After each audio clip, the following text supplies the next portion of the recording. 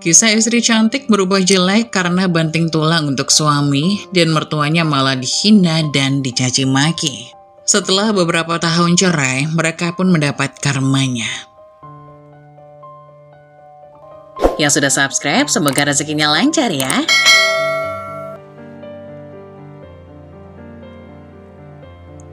Dia istri kamu, Gas? Tanya seorang teman lelaki Bagas saat melihat kedatangan seorang wanita dengan wajah kusam bersandal jepit dan pakaian seadanya datang ke acara makan-makan mereka di sebuah rumah makan untuk merayakan keberhasilan karena telah lolos seleksi dan kini resmi jadi pegawai negeri. Wanita itu menghampiri Bagas dengan muka berseri-seri. Beda dengan Bagas yang menyambut kedatangannya dengan muka merah padam, seperti menyiratkan malu bercampur kemarahan yang tertahan. Bukan, dia hanya pembantu, jawab Bagas. Binar bahagia di wajah wanita itu meremang, berganti gorat sendu seiring pelupuk yang mengembun.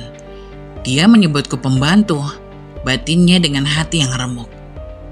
Kamu itu malu-maluin tau gak? Aku kan udah melarangmu buat datang, kenapa masih datang juga Indri? Sergah lelaki itu ketika sesampai di rumahnya. Wanita di depannya hanya terdiam dengan air mata mendanau. Via, istri teman Bagas, datang menjemput Indri, lalu mengajaknya datang bersama-sama ke rumah makan tempat suami mereka berkumpul. Via bilang makan malam itu dihadiri bukan hanya oleh suami-suami mereka, namun juga sebagai istri harus ikut mendampingi. Awalnya Indri tidak berniat datang karena sebelumnya Bagas sudah berpesan agar dia tidak perlu ikut bersama. Namun karena Via terus membujuk dan sedikit memaksa, Indri luluh juga akhirnya. Dengan memakai pakaian seadanya, dia berangkat bersama Via. Sampai di sana, Via katanya kebelat, jadi minta Indri jalan duluan untuk mencari meja tempat duduk suaminya. Indri pun menurut.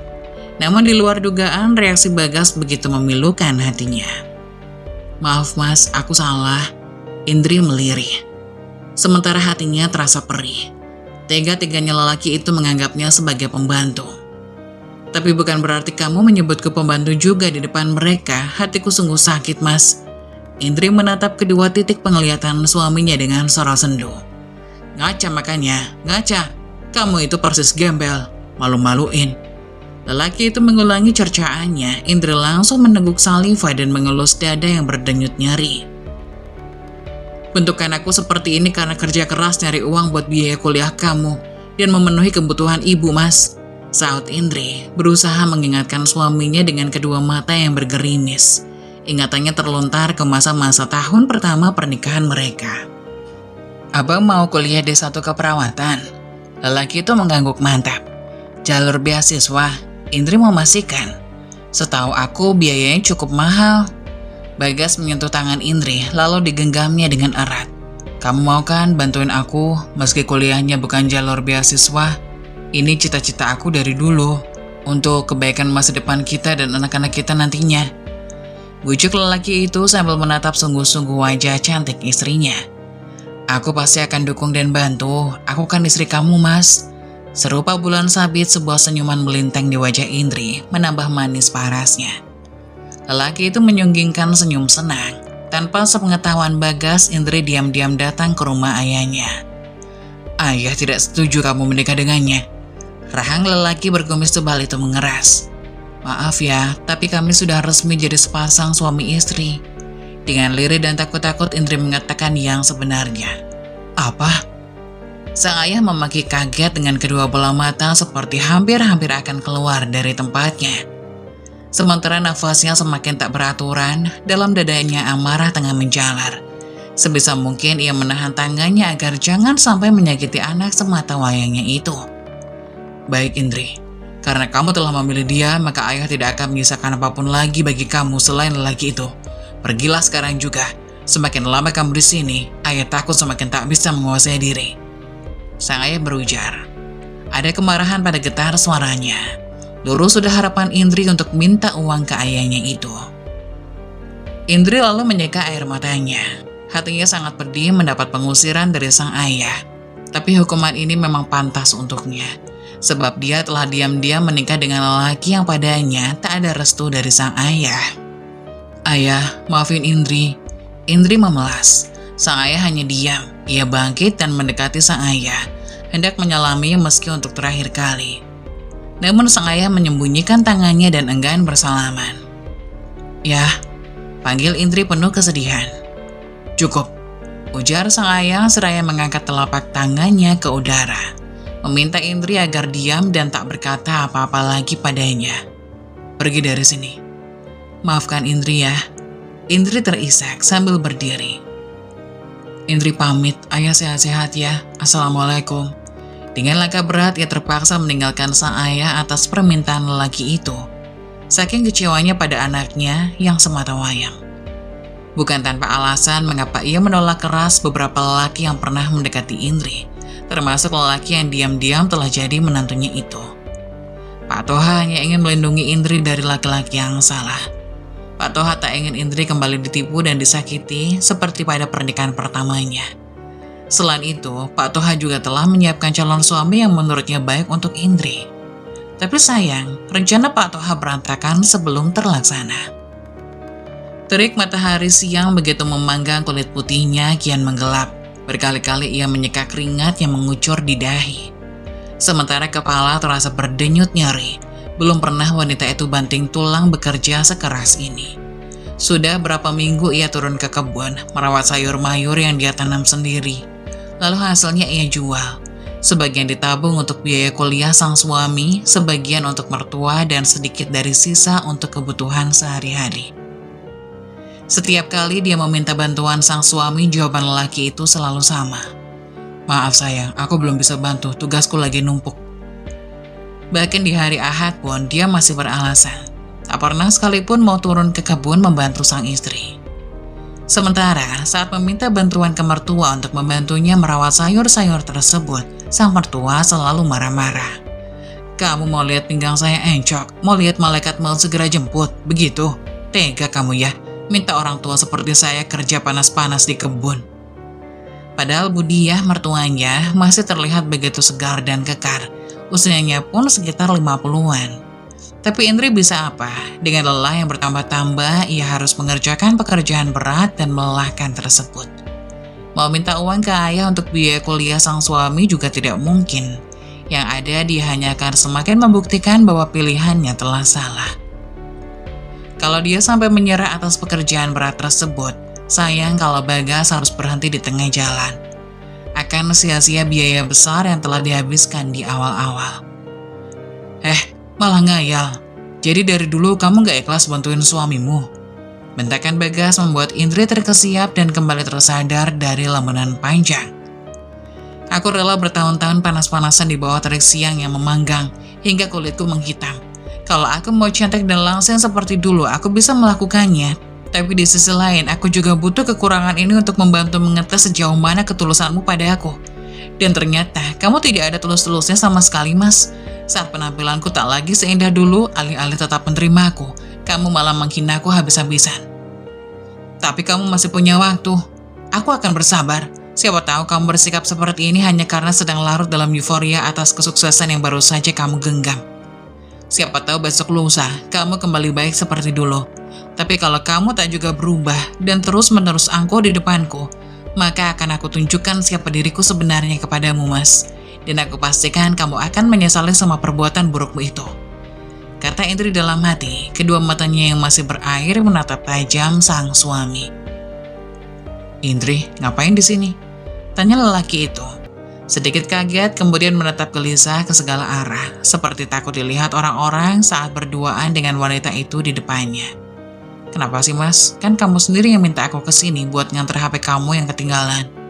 Indri balik tanya seraya ikut menatap sekeliling seperti yang tengah dilakukan suaminya. "Ya tapi nggak gini juga," gumam lelaki itu jengah. Lelaki 35 tahun itu kini telah resmi menjadi seorang perawat berstatus negeri. Cita-cita yang ia peroleh berkat kerja keras sang istri, namun kini wanita itu tengah ia tatap dari atas sampai bawah dengan tatapan merendahkan. Lalu dirinya memasang raut muka tak suka. "Ada apa, Mas? Kenapa aku sampai ditarik-tarik begini?" Indri kembali bertanya, semakin bingung ketika Bagas dengan tiba-tiba menariknya ke suatu tempat. Lelaki itu diam saja saat ditanya, sampai keduanya berada di belakang gedung rumah sakit tempat yang cukup sepi. Ada apa, Mas? Lihat penampilan kamu. Lagi-lagi, Indri terkena bentakan suaminya, hingga Indri sedikit kaget dan menghentikan ucapannya. Kalau penampilan kamu kucal, kumel, dekil kayak gini, cocoknya jadi istri pemulung, bukan istri seorang perawat, kata lelaki itu sinis. Hati Indri begitu ngilu mendengar lelaki yang harusnya memuji, kini malah merendahkannya begitu rupa. Binar bahagia saat baru datang menjumpai suaminya di tempat itu seketika meremang, kemudian kedua netranya mengembun. Mas, kok tega ngomong gitu sih? Hari ini aku udah tampil sebaik mungkin loh, protesnya dengan nada sendu. Hari ini ia memang sudah berusaha tampil sebaik mungkin, memakai pakaian terbaik miliknya, tak lupa berhias di wajahnya. Ya terus aku harus ngomong apa? Lihat diri kamu, lihat. Ujar lelaki itu sambil memperhatikan dari atas sampai bawah tubuh istrinya. Malu-maluin tahu. Kata-kata Bagas begitu tajam dan sukses lagi dan lagi mencabik-cabik perasaan Indri.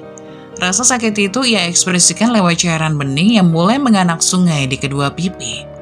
Kalau kamu mau nangis di rumah aja sana, jangan di sini, bikin tambah malu aja. Sergah Bagas dengan tatapan tajam.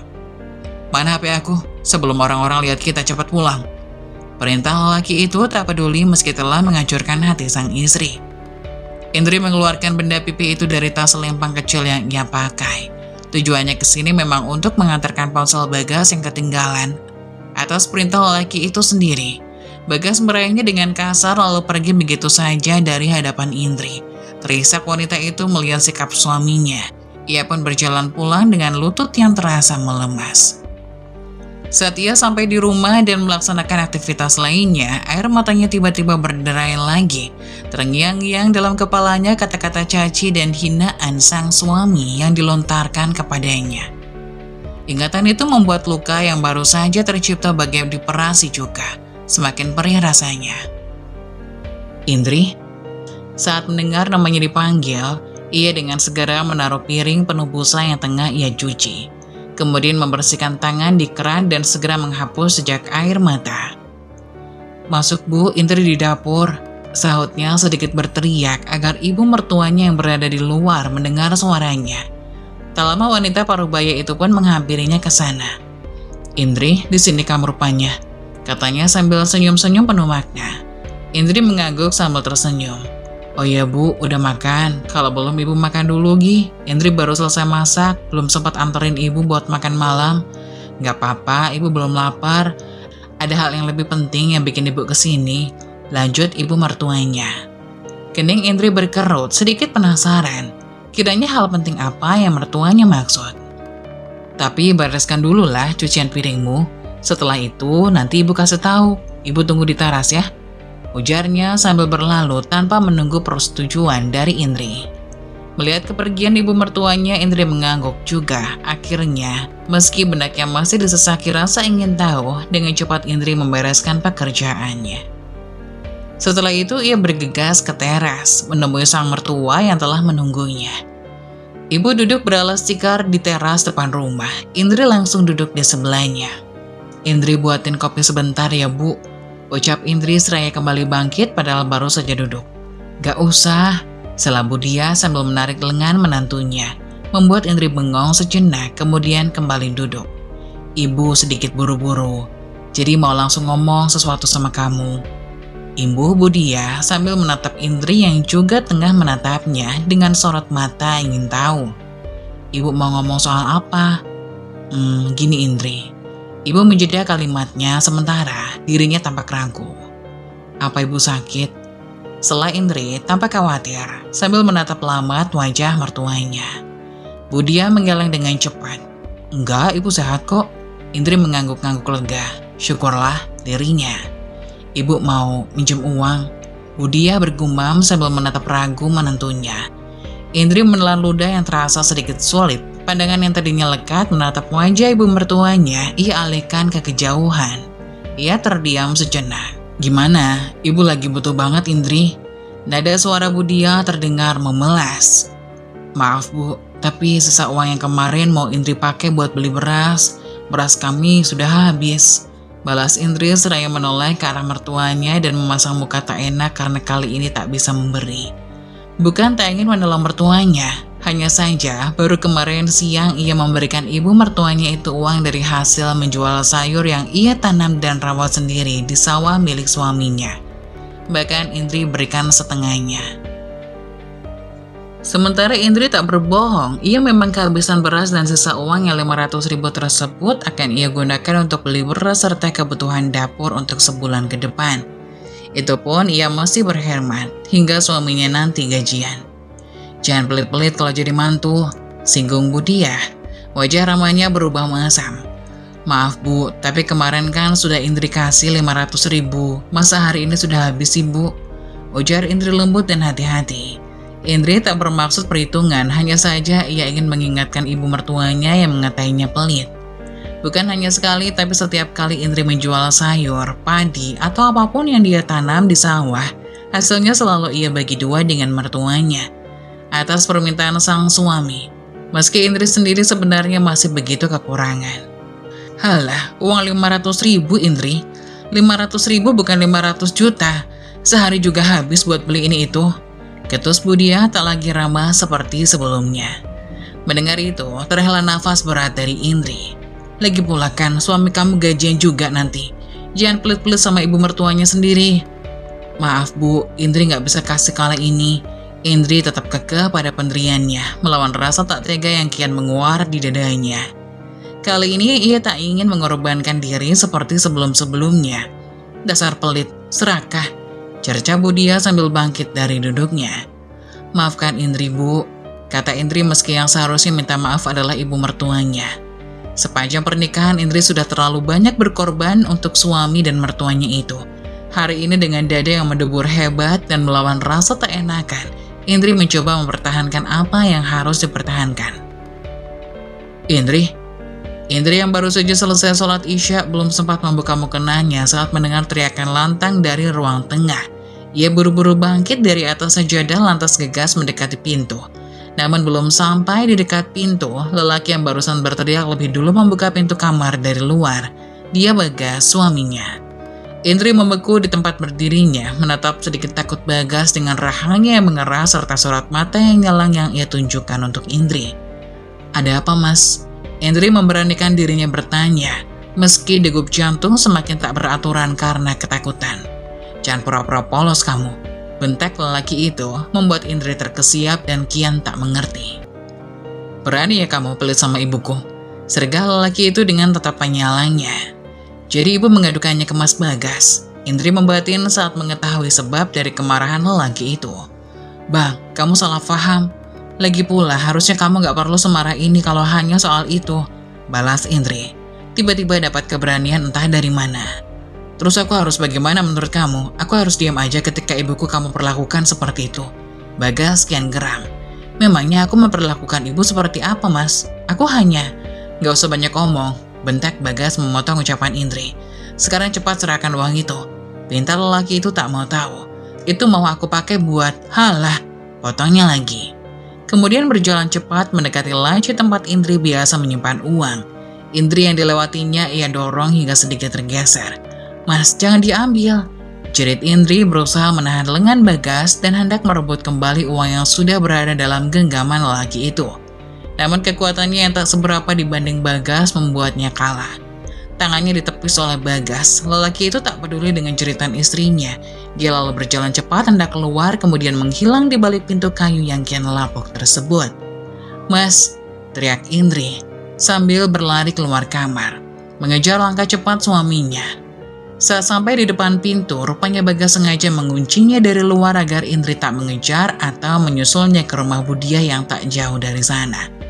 Indri pun duduk terhenyak sambil menyandar lemah di daun pintu. Mas, kenapa sikap kamu jadi seperti ini sekarang? Di mana kamu yang dulu? Kalau Indri sambil menangis terseduh. Belum mengering luka yang kemarin, rasanya Bagas sudah membuat kembali lubang luka baru dalam hatinya. Sejak lulus D1 dan berhasil jadi perawat yang berstatus negeri, Bagas tiba-tiba berubah begitu drastis. Bahkan barusan untuk pertama kalinya Bagas semarah itu padanya. Dulu, sebesar apapun masalah, Bagas selalu bersikap baik, tak sekalipun menyakiti Indri dengan kata atau tindakan seperti yang ia lakukan akhir-akhir ini. Sementara itu, Budiah, wanita yang Indri panggil ibu itu, sikapnya seperti cuaca, selalu berubah-ubah, tergantung keadaan. Dia akan bersikap sangat baik tatkala keinginannya dipenuhi oleh Indri, tapi ketika keinginannya tak dipenuhi, ia akan bersikap sebaliknya. Selama ini, Indri tak terlalu ambil pusing seperti apapun sikap sang mertua, selama sang suami baik dan menyayanginya itu sudah cukup. Tapi kini semuanya mendadak berubah. "Indri, dasar istri pemalas. Kenapa sampai sesiang ini rice cooker masih kosong?" teriak Bagas dari arah dapur. Indri yang tengah menyapu dedaunan berserakan di halaman langsung menoleh ke arah dapur.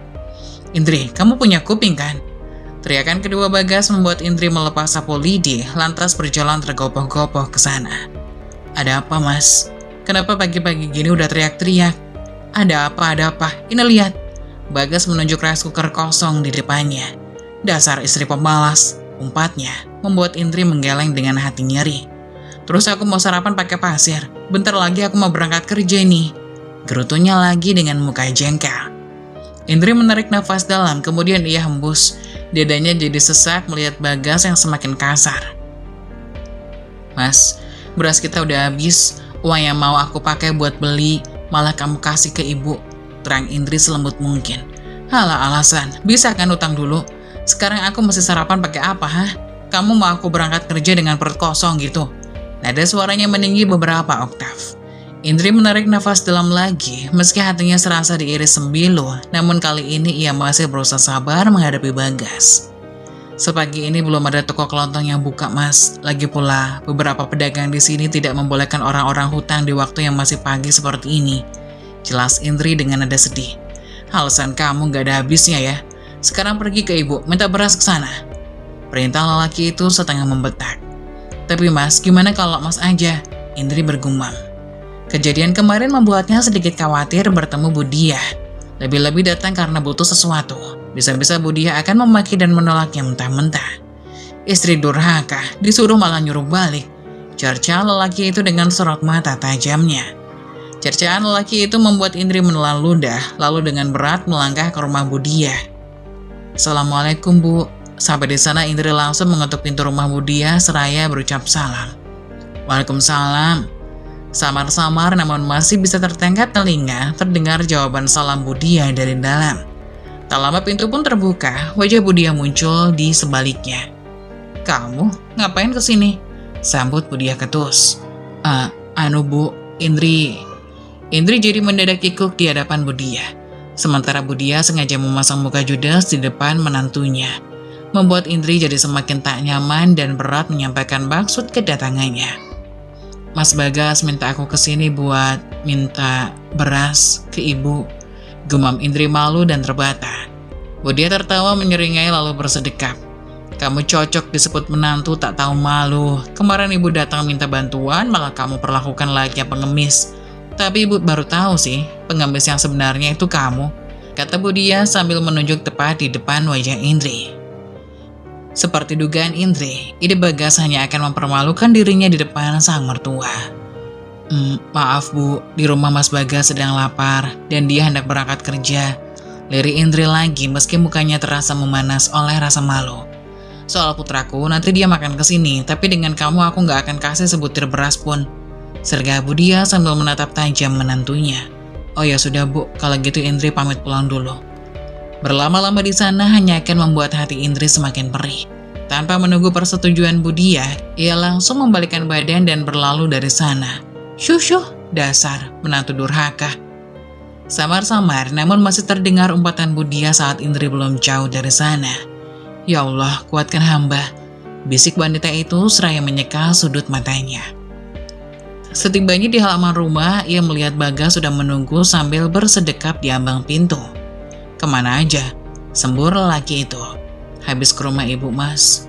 "Kenapa lama banget? Pagi-pagi gini perutku lapar. Capek juga nungguin kamu. Mana buru-buru mau kerja." Bagas menggerutu panjang. "Maaf Mas," Indri menunduk. Maaf. Kata maaf kamu gak bisa ngisi perut aku. Aku gak butuh," ketusnya. "Terus mana berasnya? Kenapa tangan kamu kosong?"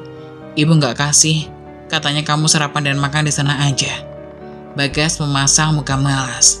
Nyesel aku capek-capek nungguin kamu. Ia lalu melengos pergi meninggalkan Indri yang masih berdiri mematung di teras. Indri menatap nanar punggung Bagas yang kian mengecil di kejauhan. Sementara di kepalanya tiba-tiba terbetik sebuah ide. Meski nantinya entah ide tersebut akan berhasil atau tidak. Sebulan berlalu. Indri, aku lupa bawa dompet. Tolong ya kamu antarkan ke rumah sakit. Tapi kamu jangan nyelonong masuk, apalagi sampai nanya-nanya ke pegawai rumah sakit. Gak usah.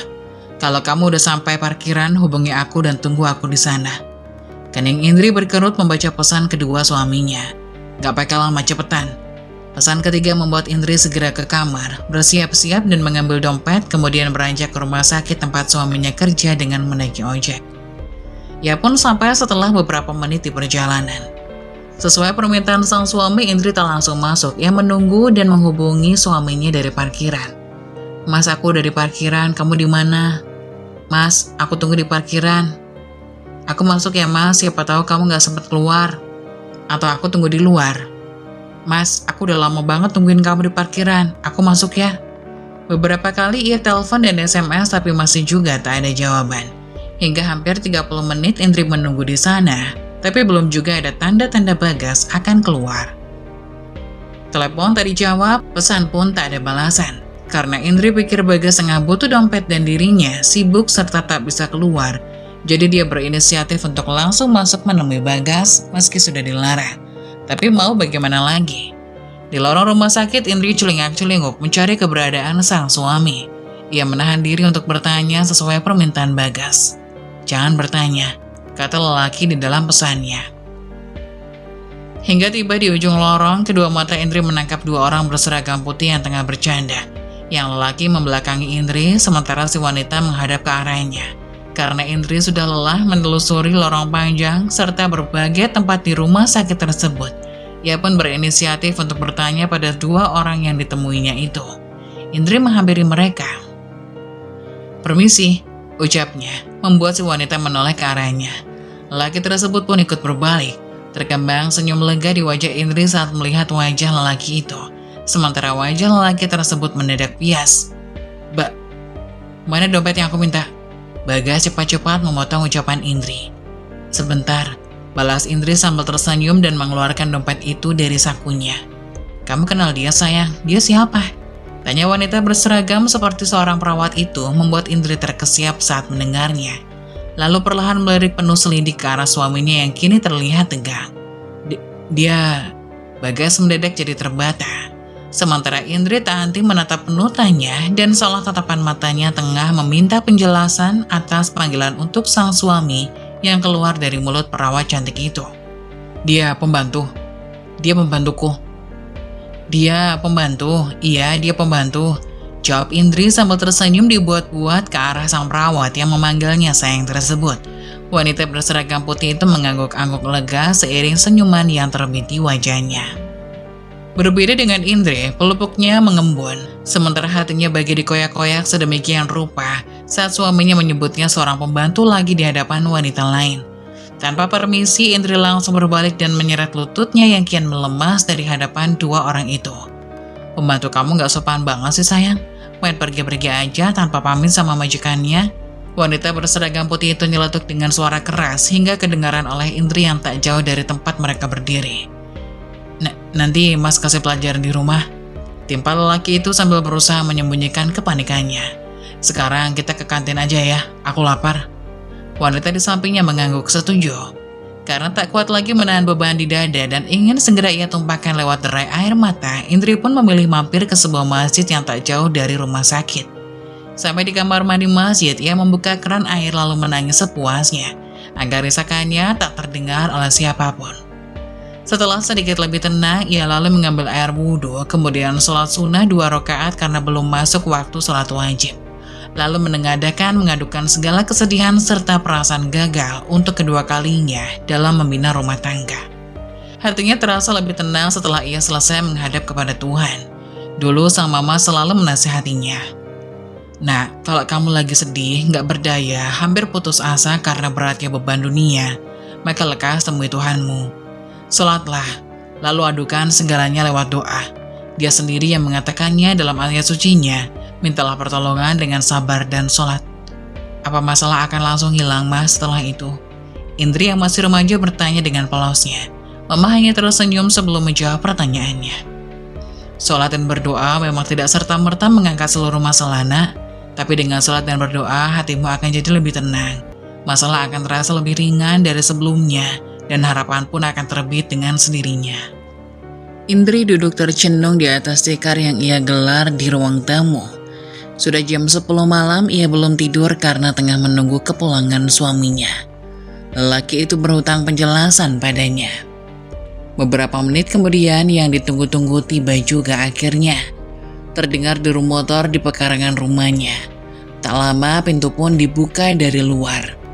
Suaminya datang dengan wajah berseri-seri sambil bersiul-siul ceria.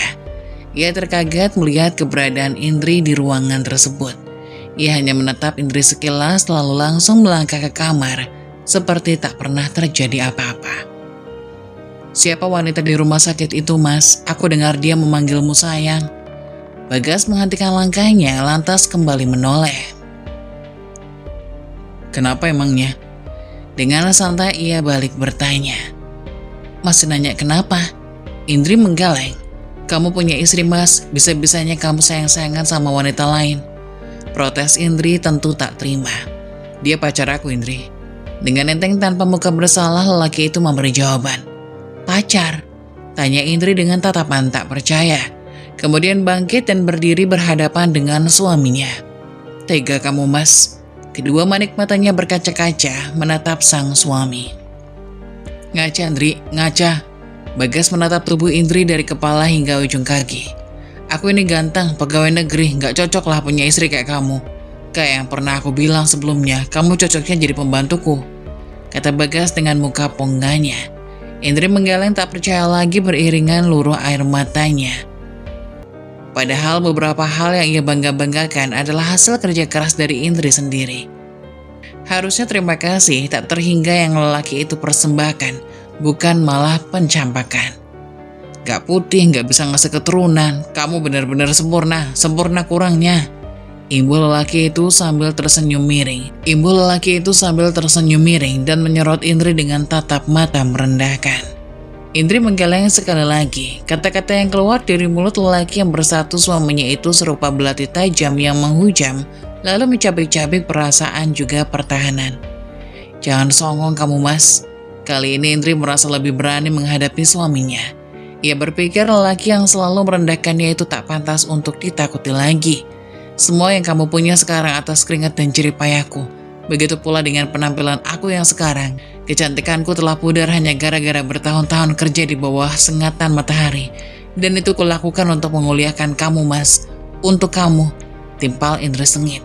Ia sudah begitu lelah terus-menerus direndahkan dan diinjak-injak akhir-akhir ini. Plak! Sebuah tamparan keras mendarat di pipi tembem wanita itu. Rasa panas menjalar di pipinya namun hatinya jauh lebih panas. Tampar mas, tampar! Teriak Indri sambil menatap kedua sorot mata nyalang Bagas dengan tatapan menantang. Melihat reaksi penuh keberanian Indri, rahang Bagas mengeras seiring nafas yang memburu. Tawa seringai terbit di wajah wanita yang tengah patah hati itu. Aku mau minta cerai mas, ceraikan aku sekarang juga. Indri berteriak emosi.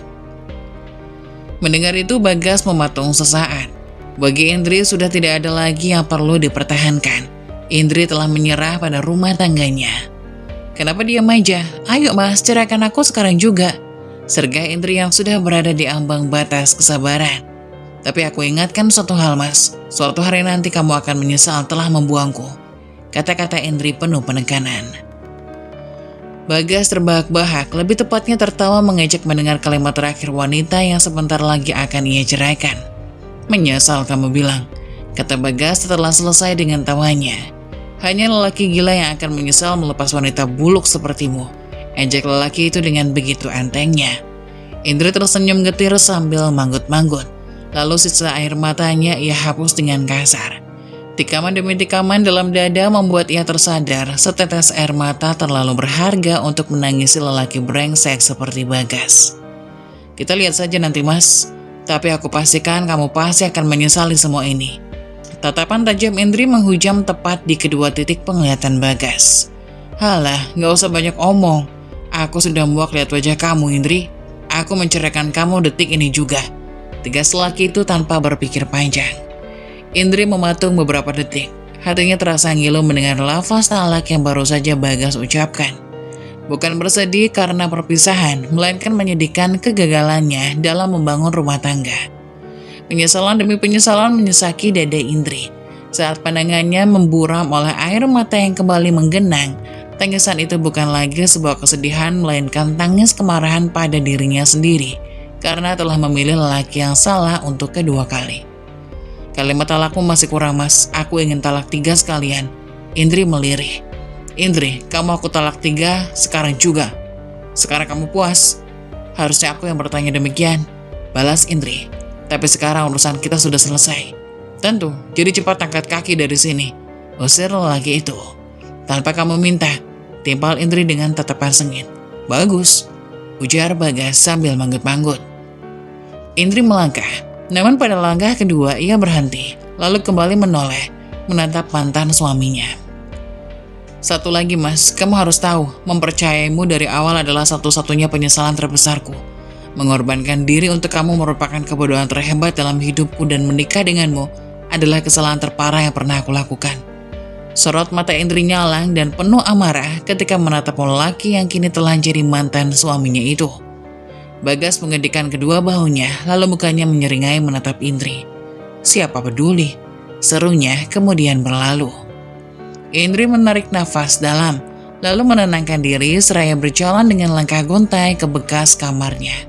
Sampai di ruangan itu pertama-tama ia meraih ponsel, lalu mengetikkan sesuatu di aplikasi warna hijau bergambar gagang telepon. Jemput aku secepatnya, kamu masih ingatkan rumah mantan suamiku? Usai mengetik, Indri langsung menekan tombol kirim, kemudian berjalan mendekati lemari kayu, mulai membereskan barang-barangnya. Ponsel Indri berdering, sebuah notif pesan masuk, langsung ia raih. Balasan dari seseorang yang ia kirimi pesan beberapa menit yang lalu. Mantan suami ibu, kenapa ibu ada di sana? Indri segera mengetik balasan, rumah mantan suami yang kedua. Indri menyentuh tombol berbentuk pesawat terbang. 2 centang abu langsung berubah biru selang beberapa detik. Keterangan mengetik langsung tampak di bawah nama kontak teman chat Indri. Maaf sebelumnya jika pertanyaan saya lancang. Apa ibu bercerai lagi? Indri membaca balasan tersebut dengan malas. Cepat kesini, rumah Bagas, masih ingat kan? Iya bu, saya masih ingat. Maaf bu jika pertanyaan saya barusan lancang. Saya segera ke sana sekarang. Setelah membaca balasan tersebut, Indri tak lagi membalas. Ia lanjut membereskan semua barangnya. Di rumah mobil terdengar, Indri yang sudah selesai membereskan barang-barangnya langsung keluar sambil menyeret kopernya.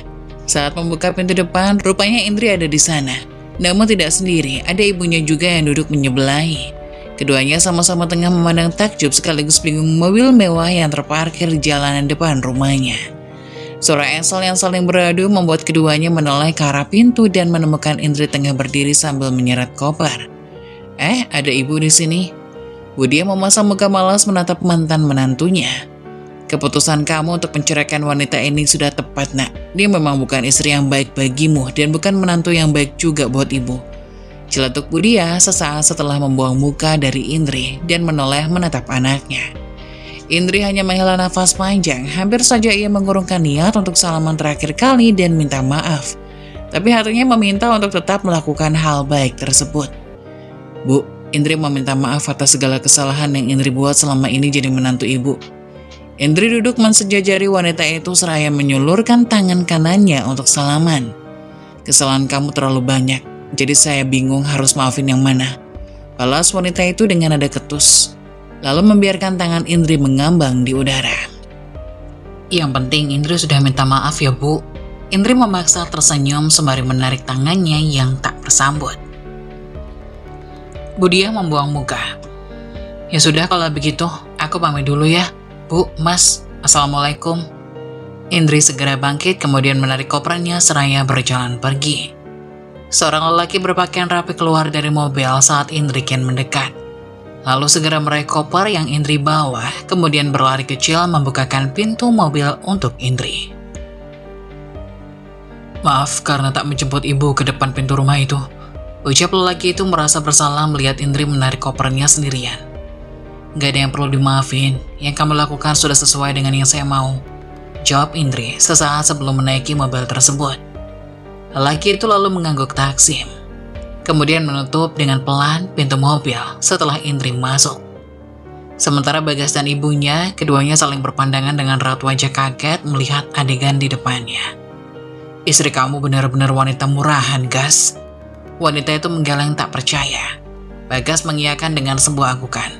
Bisa-bisanya, baru beberapa menit bercerai, tapi dia sudah dijemput sama laki-laki lain. Sungguh dia wanita gak benar. Untunglah aku menolaknya, Bu. Tapi yang membuatku heran, bisa-bisanya ada lelaki kaya yang mau sama dia. Komentar Bagas keheranan. Melihat pakaian rapi dan bagus serta mobil mewah yang dipakai lelaki misterius yang jemput Indri, ia jadi menyimpulkan bahwa lelaki itu adalah orang kaya. Barangkali mantan istri kamu diam-diam punya ilmu guna-guna. Budia bergidik ngeri di ujung kalimatnya. Wah, gak menutup kemungkinan sih, Bu. Kamu yang tampan saja bisa kepincut sama dia. Budia menatap anaknya. Bagas balas menatap ibunya. Itu dulu, Bu. Tapi dulu dia kan benar-benar cantik dan langsing. Bagas kembali mengingat-ingat bayangan Indri saat keduanya pertama kali berjumpa. Sekarang udah kayak mak lampir, ejek Budia. Bagas manggut-manggut sambil terbahak membayangkan Indri yang sekarang. Sementara di dalam mobil, minum dulu, Bu. Lelaki itu mengangsurkan botol minuman ke wanita yang ia panggil ibu. Indri yang sedari tadi duduk tercenung sambil menatap kosong jalanan yang dilewati langsung tersadar dari lamunan. Aku gak haus, Sal. Indri berkata pelan.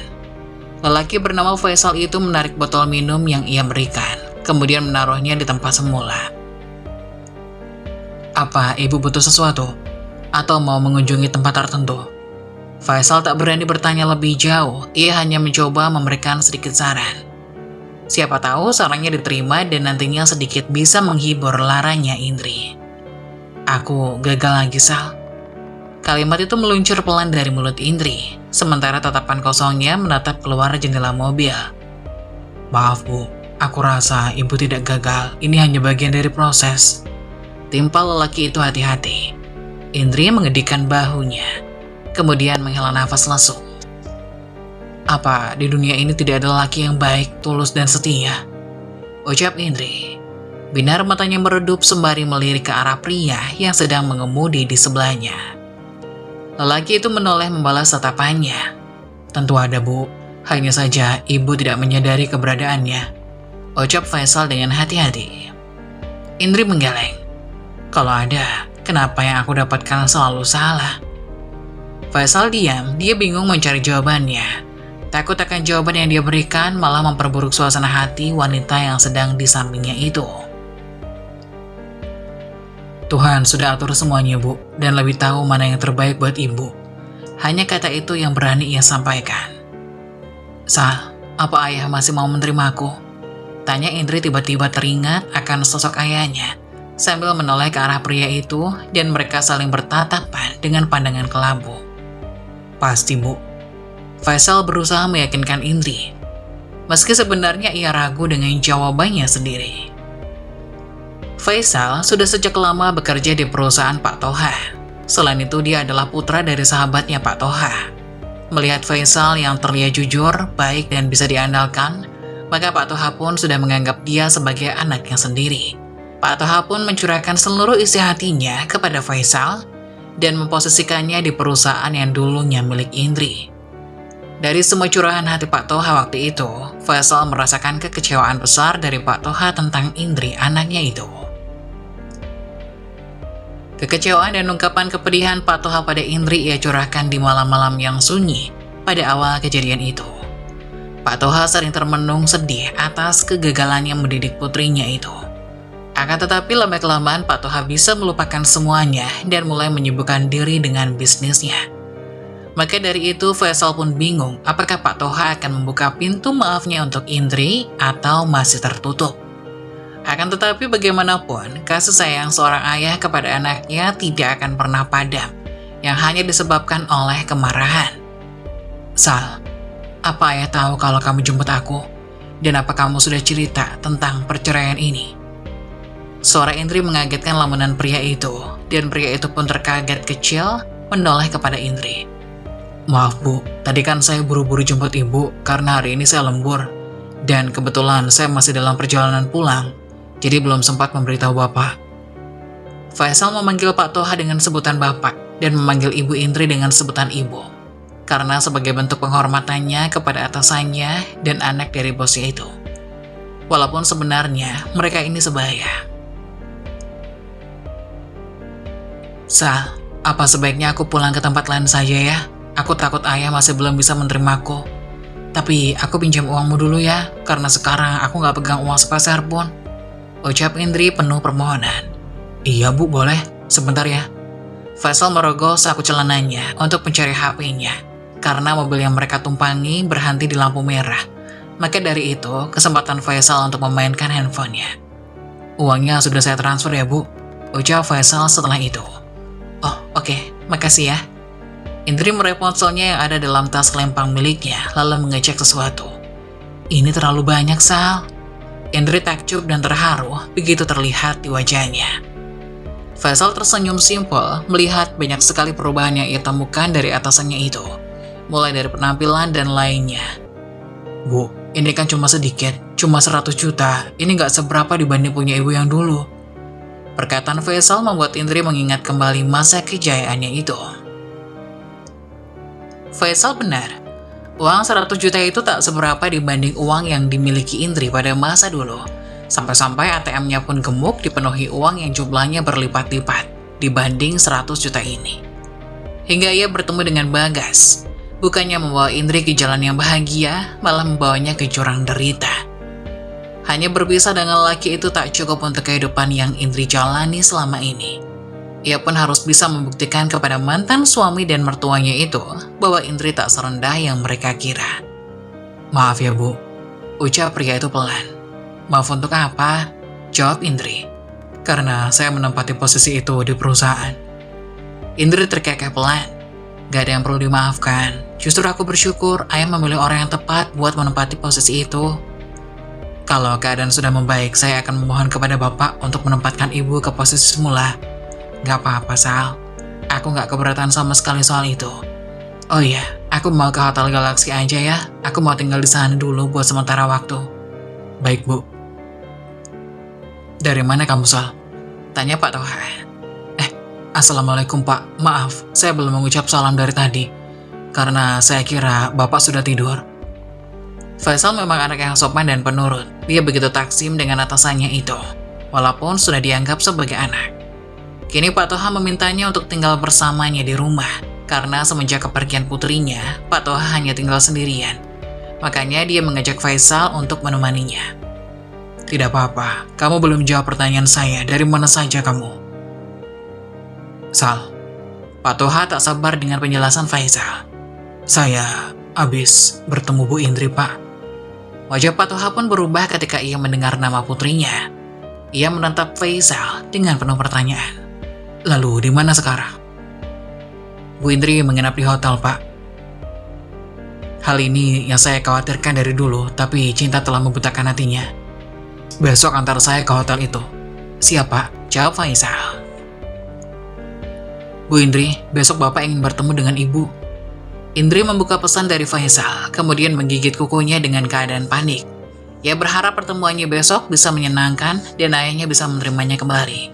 Tapi kalau tidak, pasti dia akan berjuang sendiri untuk kembali ke masa kejayaannya seperti dulu.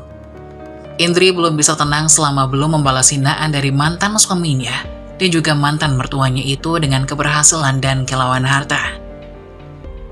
Keesokan harinya, mereka pun bertemu ayahnya. Keadaan membeku bagaikan terbesit silat, hati ayahnya begitu pedih saat melihat kulit putrinya yang dulu putih dan mulus kini menjadi gelap dan kusam. Setelah 5 tahun lamanya tak pernah berjumpa dengan sang anak. Ayah, maafkan Indri, ayah. Sambil menunduk, tangisnya pun tak bisa tertahan lagi. Dia teringat saat ia membangkang pada ayahnya itu. Sudah ayah maafkan sebelum kamu minta maaf. Pak Toha memegang kedua lengan Indri sambil menuntunnya untuk berdiri. Pulanglah nak, Rumah besar kita sepi tanpa kehadiranmu, kata Pak Toha sambil menatap Indri dengan penuh kerinduan dan kasih sayang. Kini mereka pun berpelukan, melepas rindu 5 tahun lamanya yang tak pernah bertemu. Kalau kamu mau kembali ke kantor, kamu bisa ambil posisimu yang dulu. Faisal nanti bisa ayah tempatkan di posisi yang lain, ucap ayahnya sambil menyantap sarapan bersama putrinya di rumah mewah itu. Enggak ya, sepertinya Indri ingin meniti usaha yang lain, jawab Indri. Kini Faisal tak lagi tinggal bersama Pak Toha, karena Indri telah kembali ke rumah itu. Pak Toha juga tidak menahan Faisal yang ingin tinggal di apartemen milik Faisal sendiri. 2 tahun kemudian, Indri telah menggapai lagi impiannya berkat bantuan tulus dari sang ayah. Tiba-tiba datanglah mobil mewah berwarna hitam itu tepat di depan mata Budia dan tetangganya yang sedang berkerumun menggosip mantan istri anaknya itu. Tak lama, mereka tercengang dengan seorang pria tampan yang baru saja keluar dari mobil mewah. Ibu-ibu di sana pun saling pandang dan berbisik. Timbullah kegenitan Budia yang kini telah lama menjanda. Hingga pada akhirnya pria itu pun membuka pintu mobil untuk anak bosnya. Silakan Bu Indri. Indri pun keluar dengan tampilan yang cantik kembali seperti dulu. Seketika wajah Budia berubah masam setelah melihat mantan menantunya itu. Bukannya itu mantan menantunya Budia? Sama siapa dia? Jangan-jangan, ucap seorang tetangga di sana. Iya, dia tukang selingkuh. Ayo, kita labrak saja dia, mumpung ada di sini, kata Budia membuat kericuan di tempat itu. Kamu Indri, ngapain kesini? Iya, dasar wanita murahan, beraninya kesini bawa pria lain, saut ibu-ibu komplek. Jadi ini selingkuhan kamu, dia kan yang jemput kamu malam-malam itu kan, dasar wanita nggak benar. Ucapan pedas keluar semua dari mulut pedas Budia dan ibu-ibu sekitar. Maaf ibu siapa, kok berani ngatur-ngatur saya, jawab Indri dengan lembut. Oh, udah berani ngelawan ya kamu semenjak selingkuh dengan pria lain, ucap Budia. Bu, tolong ya, kalau ngomong itu difilter dikit ngapa? Ibu kan bukan siapa-siapa saya, kenapa saya harus takut? Yang tukang selingkuh itu anak ibu. Kamu jangan membalikkan fakta ya, dasar mantu gak punya alat. Oh, jadi mantu yang selama ini kerja keras buat suami dan ibu mertua, sampai gak bisa ngerawat diri itu yang dimaksud mantu gak ada akhlak. Terus mertua yang selama ini hanya baik jika ada maunya saja itu mertua macam apa? Menantu yang selalu sabar dengan keadaan yang kucil dekil, berusaha untuk bantu suaminya kuliah, dan mertua yang suka foya-foya itu menantu yang kurang ajar. Cukup, ucap Budia, menghentikan perkataan dari Indri yang tidak ingin ibu-ibu komplek mengetahui kebenarannya. Ibu-ibu yang ada di sana mulai berbisik dan menggunjing sambil melirik ke arah Budia. Jadi seperti ini kelakuan seorang menantu yang sudah berjuang mati-matian untuk menghidupi suami dan mertua yang gak tahu diri. Semua unek-unek yang ditahan oleh Indri pun keluar. Hingga ibu-ibu kompleks di sana mulai tak suka dengan Budia yang telah menfitnah mantan menantu yang sangat baik kepada keluarga mereka. Kemudian Indri kembali masuk ke dalam mobil dengan sopan. Ia pamit kepada ibu-ibu yang ada di sana. Begitu juga dengan Faisal. Mantu idaman tuh, lihat aja sekarang udah sukses karena kerja kerasnya sendiri. Gak kayak yang Ono tuh, gak tahu malu. Udah dibantu sampai anaknya sukses, malah dibuang begitu saja, ucap salah satu ibu-ibu di sana sambil menunjuk ke arah Budia. Kini Budia mulai terpojok oleh tetangganya itu. Tak lama setelah kejadian itu, Budia menjadi gila karena terobsesi dengan kekayaan yang hanya ada di bayangannya saja. Dan anaknya yaitu Bagas telah dipecat dari pekerjaannya karena melakukan pelecehan terhadap kekasihnya itu. Demikianlah kisah yang dibagikan oleh salah satu subscriber kita. Semoga kita dapat mengambil hikmahnya. Bagaimana menurut kalian? Silahkan komen di kolom komentar ya.